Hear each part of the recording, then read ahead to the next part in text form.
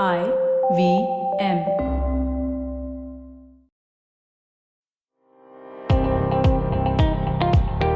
Welcome to All Things Policy, a daily podcast by the Takshashila Institution. We are a bunch of policy nerds based in Bengaluru, and we like bringing fresh perspectives to Indian affairs and Indian perspectives to global affairs. So grab a cup of coffee, sit back, and join us for today's chat. Hello and welcome to All Things Policy. I am Saurabh Todi and I have with me my colleague Rohan Pai. And we're going to discuss a exciting scientific breakthrough development which took place in January, where Elon Musk announced on X that his pet project, which is Neuralink, that has been inserted into a human subject successfully. And the company, mind you, obtained the approval for a human trial in September last year. And then the procedure was completed successfully in January.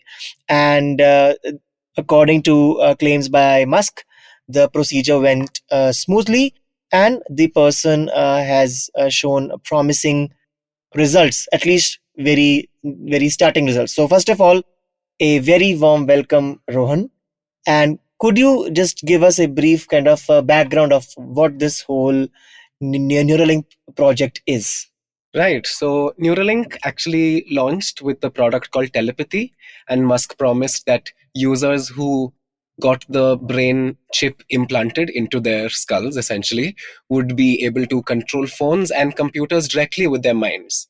Now, of course, this is not designed for human beings who can do that with their hands, but it's designed for quadriplegics or people who suffer from extreme paralysis, who can't move their limbs whatsoever.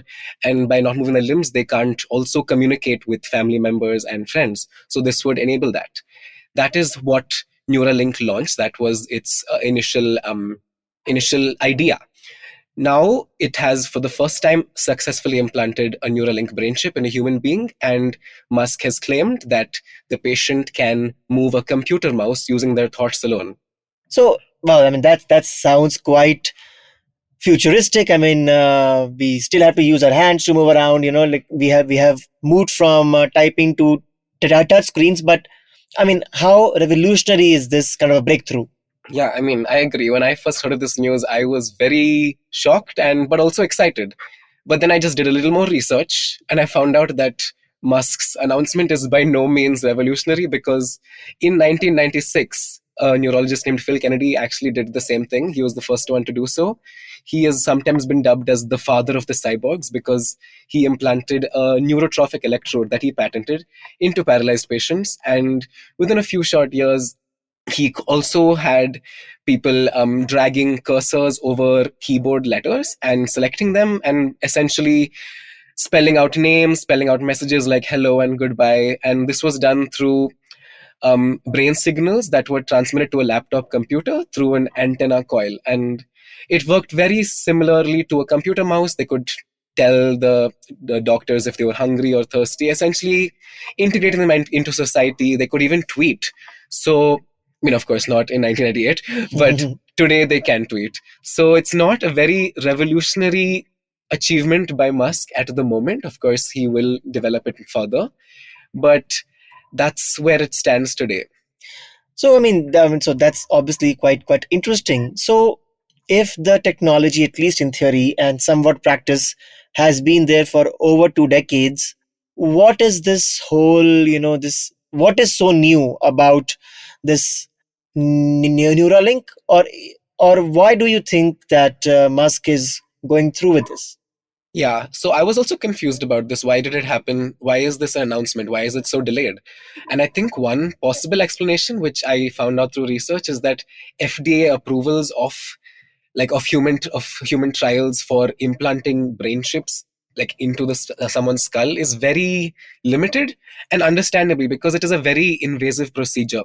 There are a lot of risks associated with it, because having equipment in contact with the brain tissue is very risky. It doesn't happen usually with most medical procedures. And so for that reason, having authorized human trials of such is rare and far and few. But of course, unauthorized human trials exist. Yeah.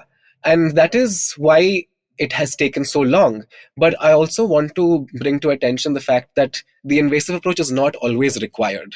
It's not required. Some companies, like, for example, Synchron, which is Neuralink's biggest competitor, has actually found a way to do a lot of the same things Musk is doing, like enable patients to move computer mouses and such, without having without drilling holes in a person's skull. It's just through making a small incision in a blood vessel and implanting a stent. Of course, it is still an implantation procedure, but it is much less risky, and it doesn't require a lot of procedural doesn't require a lot of procedure.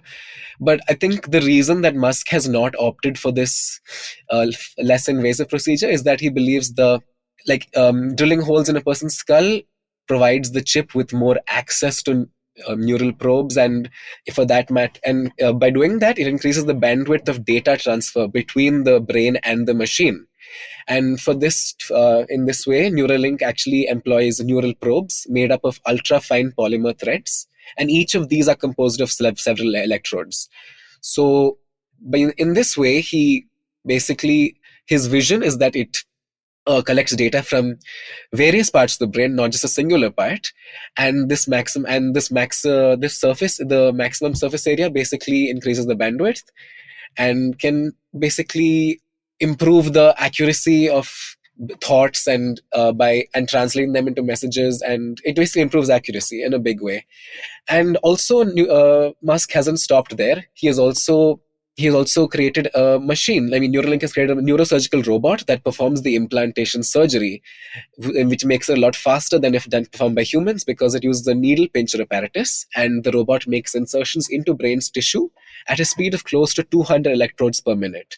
So Musk's vision is a lot grander and more ambitious than, say, Synchron, for example, because he believes that humans must be merged with AI.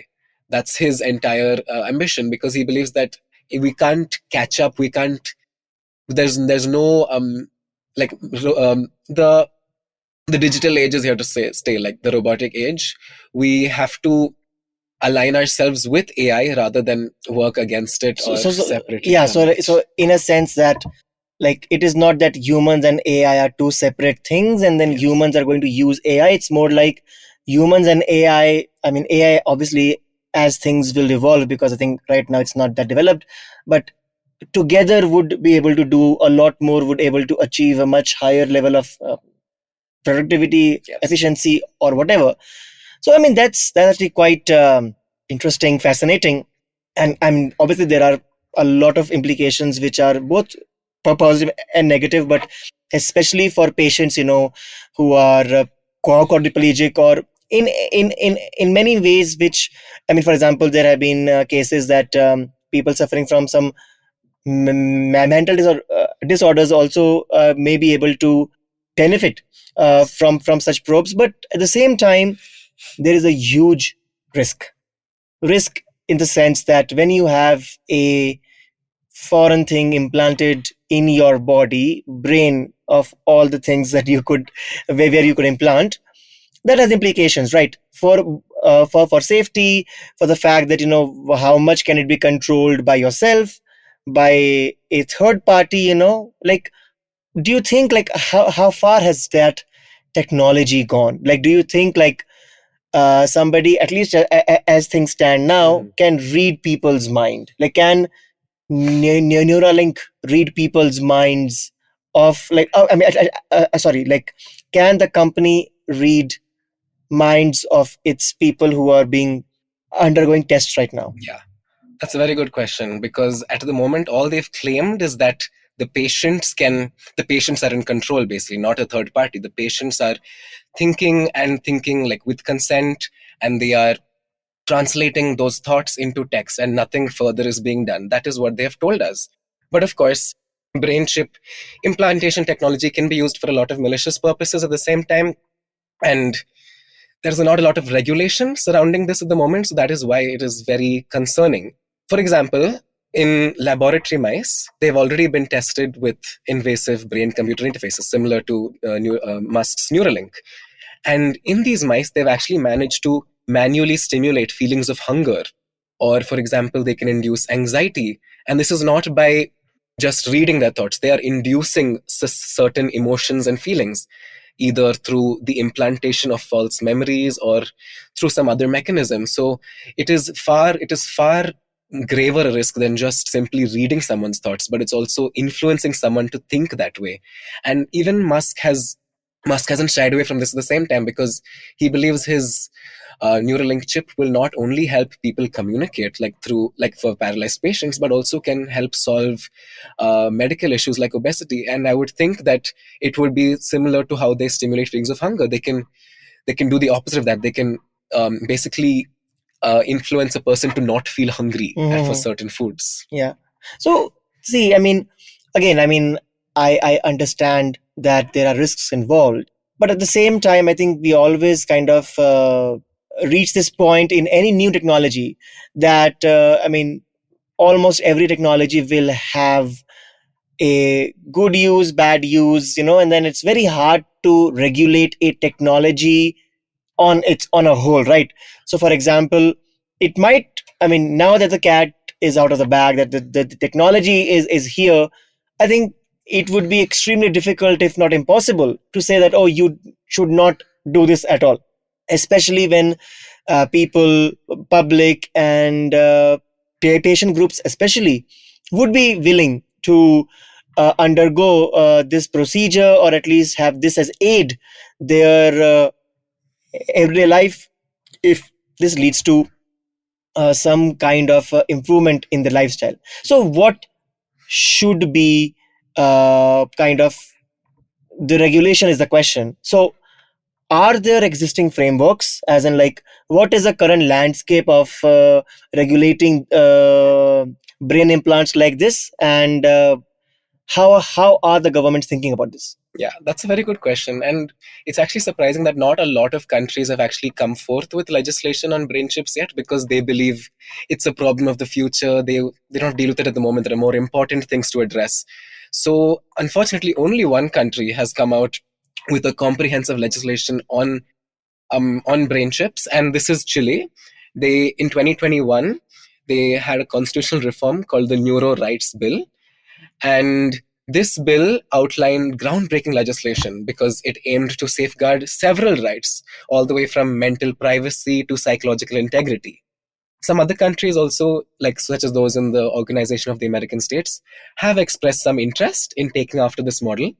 But the issue with technological legislation is that there are a lot of obstacles and a lot of new definitions to come up with. It is not as simple as it sounds.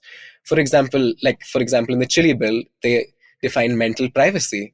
What is mental privacy? Before the advent of brain chips, everyone's thoughts were private. It was just assumed to be so. So how do you define such a thing? There are a lot of procedures that have to happen before the drafting of such a bill.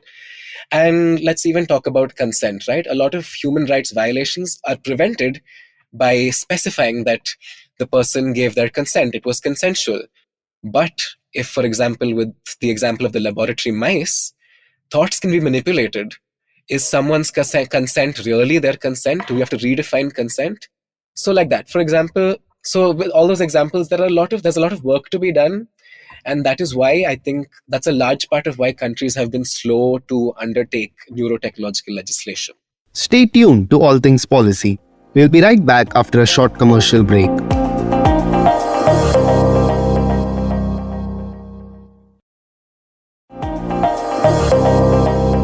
Yeah, and I would say that I think one of the reasons could also be that we are in very initial stages of this technology, right? I think, as just a rule of thumb, policy kind of lags technological development by a few years at the minimum. So that lag is always there, and at the same time, I think it is one of its kind of project in the world. So it is in a trial phase, in a very limited kind of availability, or if it is being done, it is being done with patients who have no other hope. So like you get the special exemption for all of these. So I would say that one of the ways it would happen is that once you reach a critical mass of users of this technology, or at least there are enough use cases that big enough group of individuals is willing to take up this procedure, I think at that point the governments would feel compelled to at least issue some regulations or some understanding of how it should be done. Yeah. But at the same time, that doesn't mean that we should not think about it, right? Because the policy would come up a bit quickly because, okay, oh my God, we have to do something about it, so we'll do something about it. But all these concepts that you talked about, regarding like neuro rights. I mean, we just barely got right to privacy a few years ago. So at least in India, I mean, that's pretty interesting. But to think about these concepts, where what the actions you do, if they were induced by something in your brain, or how much was it intentional, how much was it not? All of these issues, I think, would be very very important, and something I think we'll have to think about in abstract ways, but also as the technology evolves and tools also come online, like, okay, is the chip able to be, let's say, can you connect it to wi-fi, for example, like, is it possible, do you have the control or not? If wi-fi can, a third party which is not you or your brain implant, are they able to talk to each other? So all of these things, I think the way that the tech evolves also will play a huge role. So coming back to India, where does India stand in all of this? Is there some framework that at least can, at the outset, regulate this, or are we completely in a wild west? Yeah, actually, I did research India neuro rights. I just couldn't find a lot of information. So I'm just assuming that, much like other countries, India is waiting for it to become a problem rather than prepping beforehand. But I did find one very interesting thing, because in India is one of the very few countries that actually allows brain fingerprinting and uses brain fingerprinting reports in court. It's very, very unique. It's a very uniquely Indian process. So, for all those who don't know, brain fingerprinting is brain electrical oscillation signature profiling. It is a non invasive procedure which just uses a headset with electrodes, and it's connected via Bluetooth. And what it does is that when a patient wears this headset, their brain responses can be tracked, their brain waves. And this is used primarily in the context of Indian law enforcement. And they use this as an interrogation technique. So, for example, say a criminal suspect is found. How do we know for sure whether the suspect is actually guilty? By fitting the electrode on their head and showing them, say, images of the crime scene, maybe telling them about specific details of the crime which nobody else would know unless they were involved in the crime. The brain fingerprinting mechanism can track recognition and familiarity in the brains, in the brain waves. So that is often used, not often, it's not that often, it's used very sparingly, but um, it, it actually is a matter of controversy, because often it is conducted, but it is not admissible in court. So there are a lot of unknowns with this, with regard to this, because if they're a criminal suspect, they're obviously not doing this consensually. So is that legal? Should people have a way to not consent to brain fingerprinting if they don't want to? So that is what there has been a lot of argument about, and some people believe that the existing legal frameworks are sufficient to address this issue, because, as you said, the right to privacy in 27, the right to privacy verdict in 2017, in the bill, it actually explicitly stated that the thoughts and behavioral patterns of an individual are entitled to a zone of privacy. So, for all intents and purposes, this should actually include brain chip implants and malicious usages of these technologies for the near future. But I don't think implementation has followed through very well with respect to this element of the bill, because just 3 years after the bill, the CBI actually conducted brain fingerprinting on the suspects, on those accused in the Hathras rape case. So I think the right to privacy of one's own thoughts in India is still not set in stone, and there is a lot of work to be done. And I do think a comprehensive law on neuro rights might solve this issue.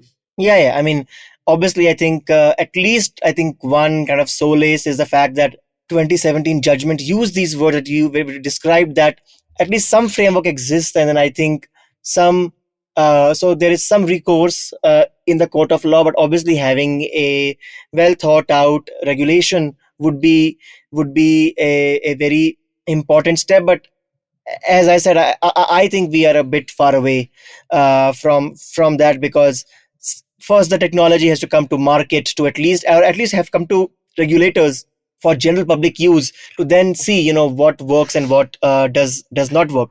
So Rohan, where do we go from here? I mean, what do you think is the future of brain chip technology? And we always see, right, okay, this is so invasive, this is crazy, you can control people's thoughts, and we have no idea what other kind of breakthroughs we will get as the research goes on. There are calls, I'm sure, to completely ban this research as well, or you should not allow this is too risky. So what do you think is the future of the brain chip technology, and what do you think should be the approach, if I force you to take a position, or at least see where do you stand? Yeah, I mean, I do believe that every new technology is a double edged sword in one way or the other. There are always positive cases that it was supposedly intended for, and then it is always followed by malicious usages of that technology. So I think, like, for example, say with deepfake technology, it is being used to manipulate people, to tarnish the reputation of people, but actually it was supposedly invented for being an educational tool. It has a lot of benefits. So I think the way to think about the future, I think one way is to ask ourselves whether it has a net positive impact on society. Because I'm sure a quadriplegic or a paralyzed person would jump at this chance, and they would protest if someone was trying to ban the scientific research of brain chips, have like a moratorium on it, because their lives are directly impacted by that. So I think the only way to move forward with new technology is to have a space of transparency and keeping safety paramount, because that if a new technology is proven to be dangerous, that should take precedence, and that should take priority over all the benefits it could possibly have. um that is why I do think Neuralink specifically might be a cause for concern, because Elon Musk has openly said that he wants to speed up the process. He wants to go for an invasive procedure which has more benefits than a non-invasive procedure. And this is risky because with any invasive procedure, especially that involving the brain, has a lot of risks, because there's not a lot of research that has been conducted into keeping foreign objects on the brain for a long-term period. And there have also been some allegations that Musk has faced of animal cruelty with regard to testing these brain chip implants. So as long as this continues, I feel it is dangerous to proceed on this path, and we should have a moment to wait for maybe some regulations to be instituted before further research is conducted. There should be some intervention. I don't know who should intervene though, because I understand that there are risks with the government being the having monopoly over how technologies which technologies are allowed to proceed with research and which aren't. That there's definitely bias. So I'm not sure who should get to decide that, but I do believe patience is paramount. I mean, yeah. So I agree with you somewhat, but I do have a slightly different take. So I would say that, see, the technology is still evolving, right?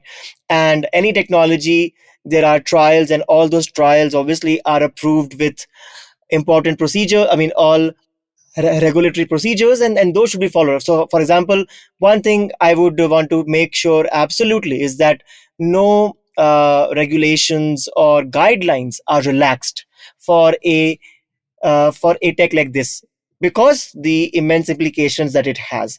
But the way I see it is that, see, the technology is there, right? It has shown to work in, let's say, animal tests, and now let's say human subjects. So to try to regulate the technology I think would be not the most prudent course of action. What I think should be done, or I think should be considered, is regulating the applications of the technology. So, for example, yeah, I mean, if you are a company or even academia, whatever, I mean, I think scientists should have the freedom to do research and do whatever they want to do. Obviously, if they follow all the basic guidelines of medical ethics and all of that. But if they're doing it and there are no regulations that we have currently being breached, I think scientific a process and the whole process of discovery should keep on going. But you can say that, okay, if you are creating these brain implants to help patients that would experience a significant improvement in their lifestyle, that is allowed, and that should be done.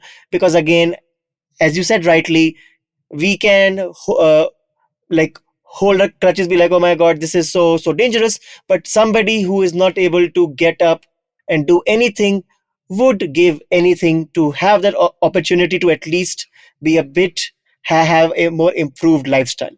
At the same time, for example, oh well, do you want to tweet from your brain, through this chip? Maybe not for now. Maybe as we have more improvements in the future with more guardrails, maybe that is something that we can look at. Is it something that improves the ability of humans to do specific tasks?